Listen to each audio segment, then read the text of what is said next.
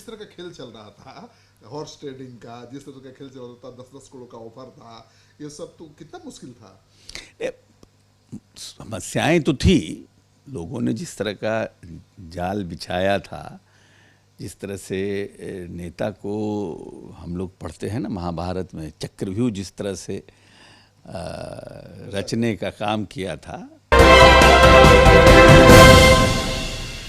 मेरे साथ हैं बिहार सरकार के पूर्व मंत्री, जेडीयू के वरिष्ठ नेता अशोक चौधरी जी।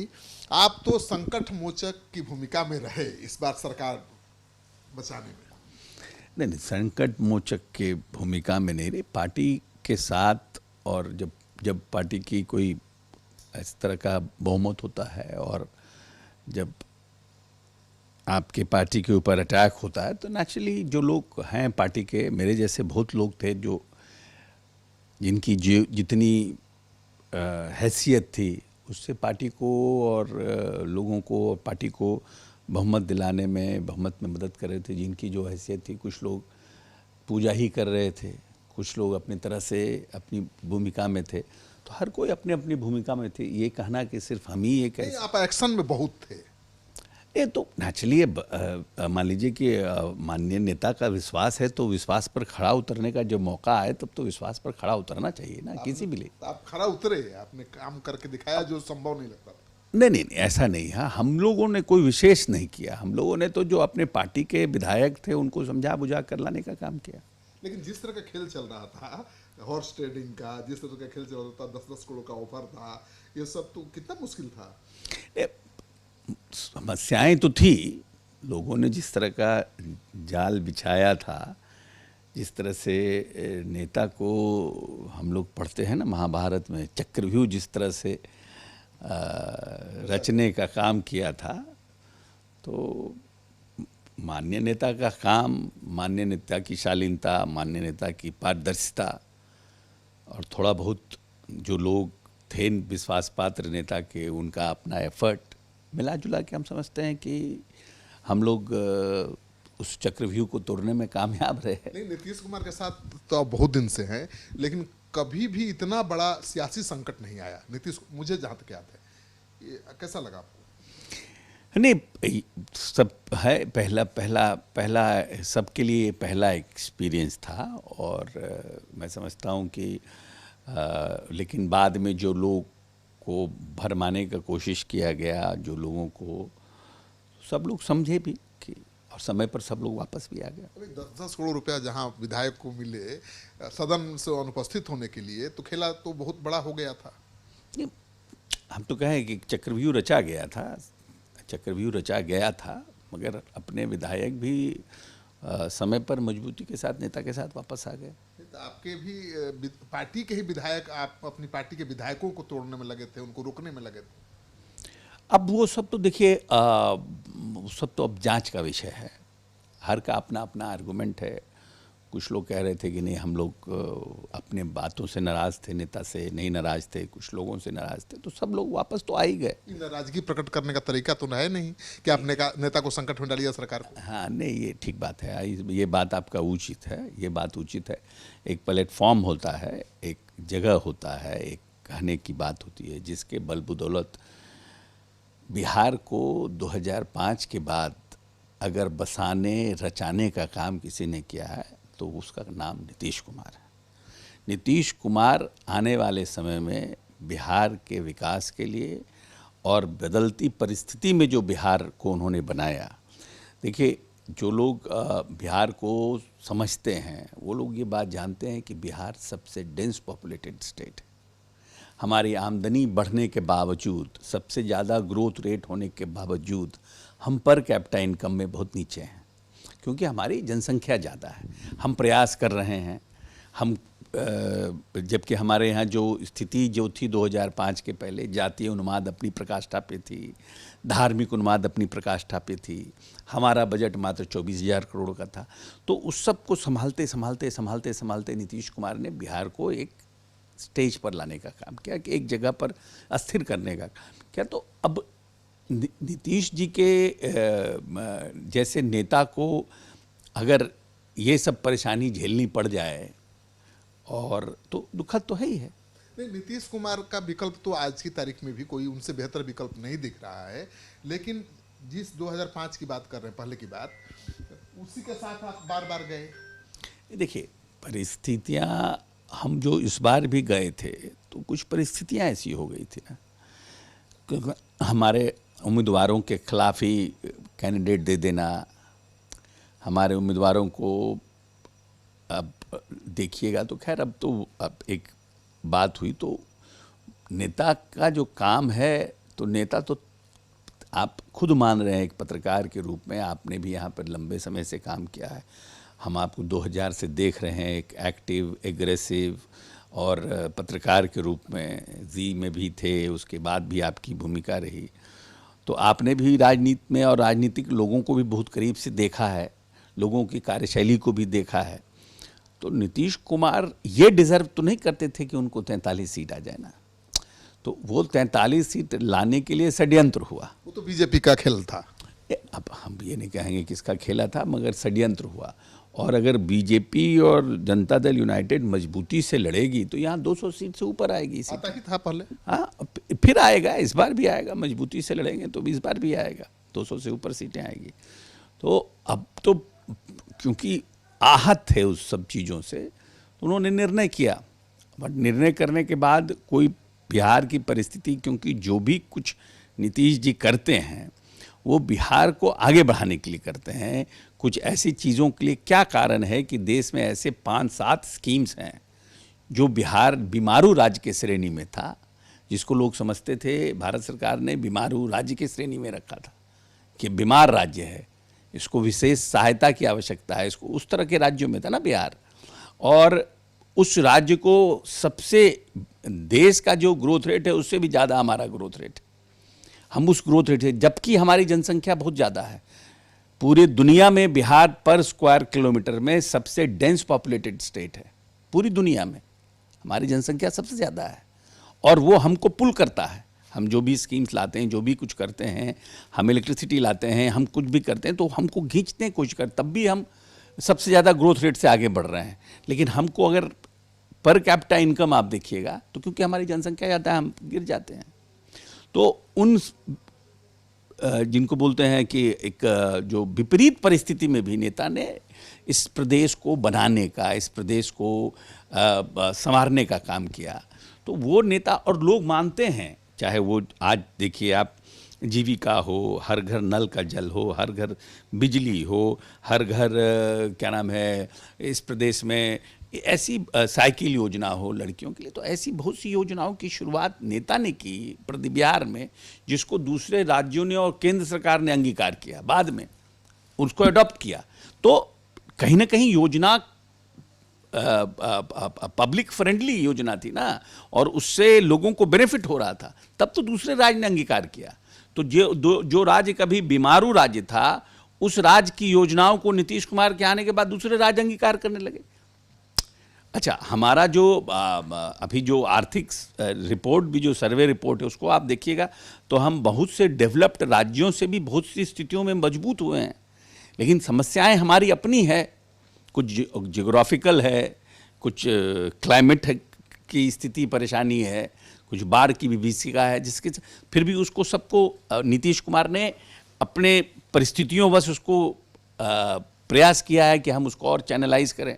अब कृषि के क्षेत्र में सोच लीजिए, जो राज्य बीमारू राज्य था उसको 5 साल से कृषि क्रमण्य पुरस्कार मिल रहा है, जो सर्वश्रेष्ठ कृषि का पुरस्कार है। उत्पादन के क्षेत्र में, गेहूं के क्षेत्र में, आलू के क्षेत्र में क्यों मिलता है? तो देयर इज सम, जिसको बोलते हैं टारगेटेड फोकस्ड एफर्ट।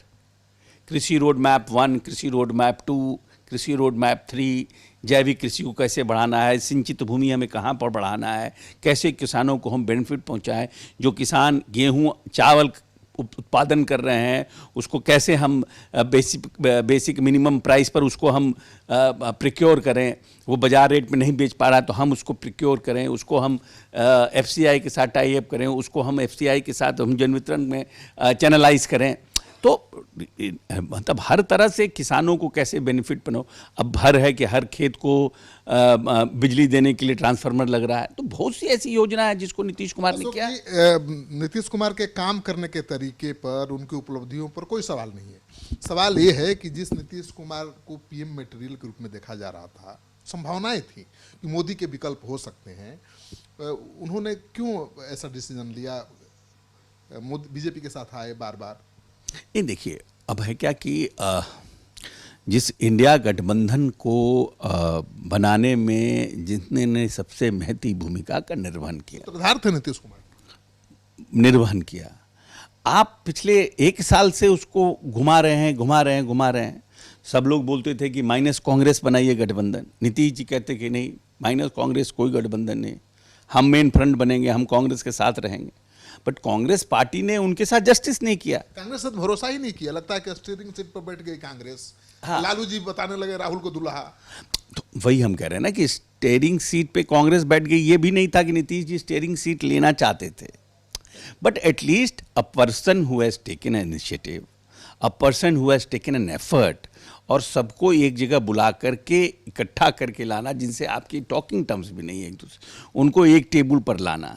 एटलीस्ट जो भी कुछ निर्णय होना था, करना था, एक विश्वास में लेके। नीतीश जी तो कहा हम न प्रधानमंत्री के उम्मीदवार हैं, ना हम क्या नाम है कोऑर्डिनेटर या। लेकिन राजनीति तो परसेप्शन का खेल है ना, परसेप्शन से राजनीति चलती है। नीतीश कुमार एक बड़ा फेस थे, क्यों लगता है कि लालू जी ने पैर खींचा उनका? किसने पैर खींचा है उस पर टीका टिप्पणी करने का, क्योंकि बैठक में ही राहुल गांधी को दुल्हा बता दिया जी, पीएम पद का उम्मीदवार बता दिया। नहीं, दुल्हा बना दिया वो ठीक है, उसमें हम लोगों को भी कोई आपत्ति नहीं थी। बट है हेल्म द अफेयर्स में, डिसीजन मेकिंग में, हेल्म द अफेयर्स में, तो आप इनकॉर्पोरेट करिएगा ना the person who has taken so much on effort. तो he can't be treated like a general regional party, no.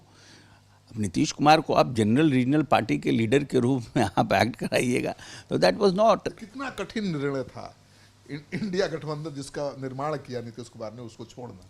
अब ये तो कठिन जरूर रहा होगा, माननीय नेता के लिए तो निश्चित रूप से कठिन रहा होगा, और बहुत मतलब जिसको बोलते हैं एक तरह से इस पर बहुत गहन विमर्श के बाद उन्होंने ये निर्णय किया होगा। कितना दिन तक ये चला होगा? नीतीश कुमार ने सोचा होगा नहीं अब छोड़ना चाहिए इंडिया गठबंधन।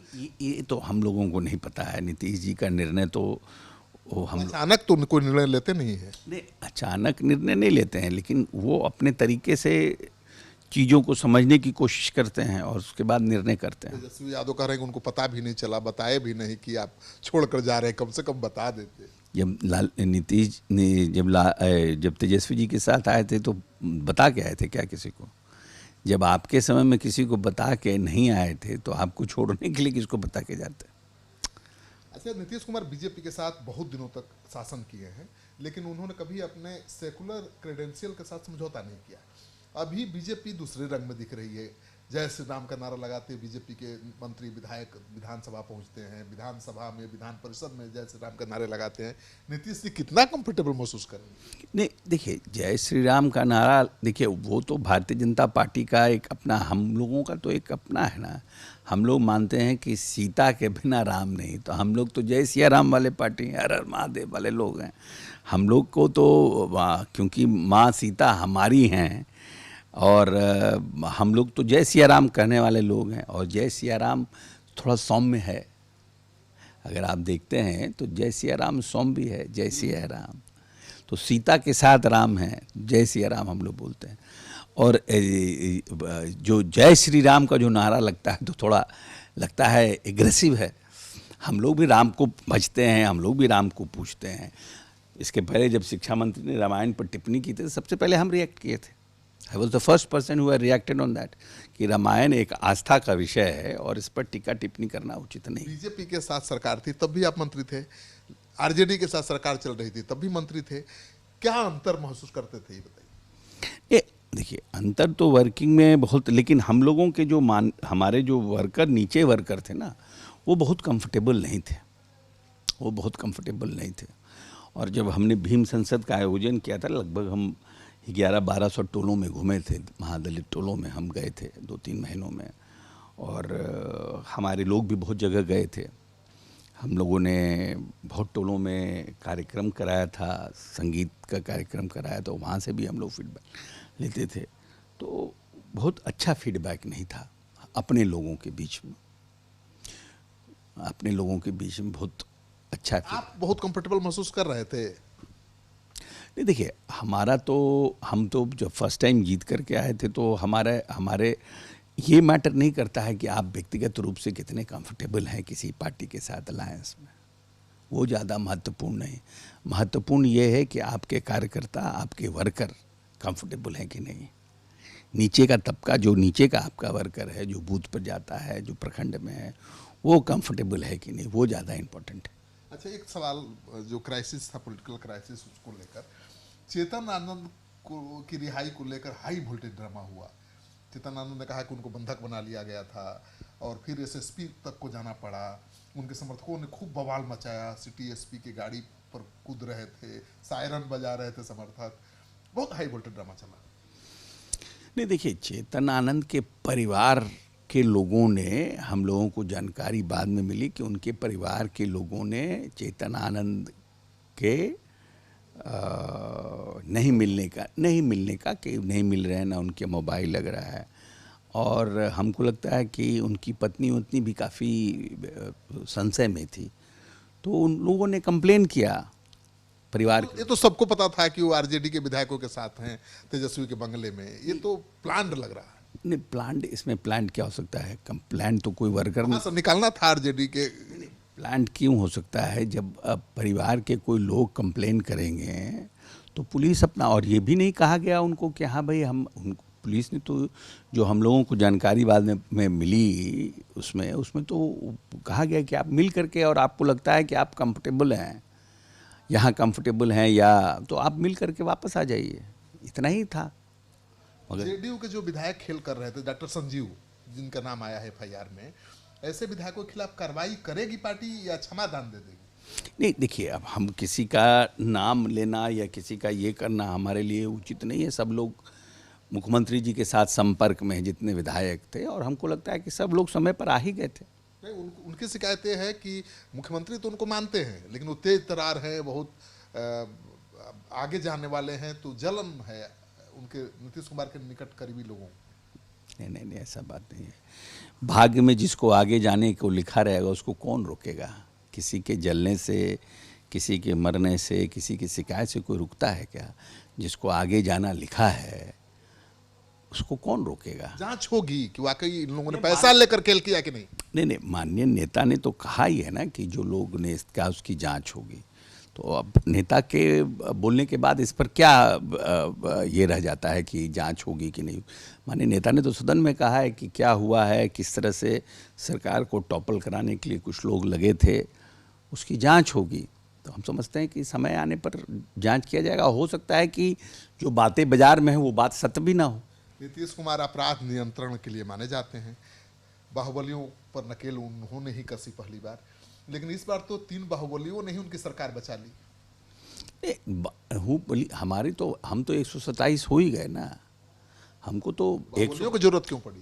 भाई कोई अगर व्यक्ति अपना वोट अपना छोड़ करके हमारे साथ आना चाह रहा है, और जो लोग थे, आनंद मोहन और लवली आनंद पहले से हम लोगों की पार्टी में थे, ऐसा तो है नहीं कि पार्टी में पहली बार ही लोग चले आए हैं। और मान लीजिए कि मोकामा की जो विधायिका हैं आनंद सिंह भी हमारे पार्टी के थे, फिर निर्दलीय लड़े।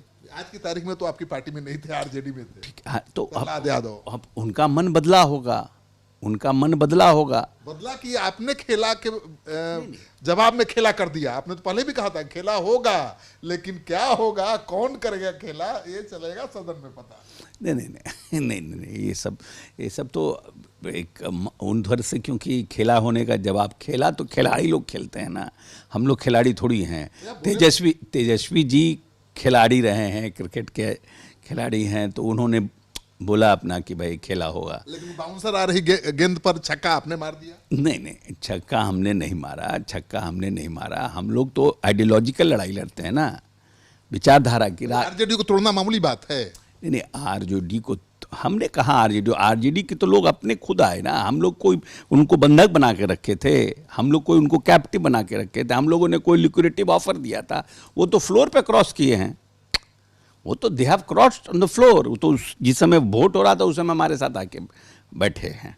तो वो तो हमने कोई किसी को बंधक बना के कहीं हम हैदराबाद और कलकत्ता ले जाके थोड़ी है कि सुबह स्पेशल प्लेन से उतारे और उसको पुलिस प्रोटेक्शन में लेकर आ गए, ऐसा तो हुआ नहीं। मंत्रिमंडल का विस्तार विश्वास मत के पहले तक नहीं हो रहा था तो बात समझ में आ रही थी कि भाई विश्वास मत हासिल करना है, असंतोष न बढ़े।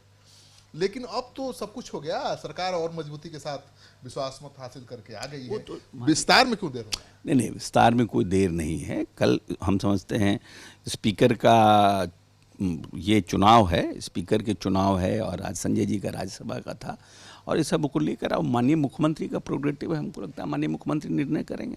जल्दी ही मंत्रिमंडल का विस्तार की संभावना है। जब भी निर्णय, उसकी हमको जानकारी नहीं है कि मंत्रिमंडल का विस्तार कब होगा, क्या होगा, ये माननीय मुख्यमंत्री जी की पूरी तरह से माननीय मुख्यमंत्री जी का अपना ओन प्रोग्रेटिव है, तो वो निर्णय करेंगे। जब होगा तो काम सफर करेगा ना। नहीं, हमको काम सफ़र नहीं करेगा, अभी तो असेंबली का सेशन चल रहा है, अभी बजट सत्र है, हमको लगता है कि हो जाएगा बजट सत्र के बाद।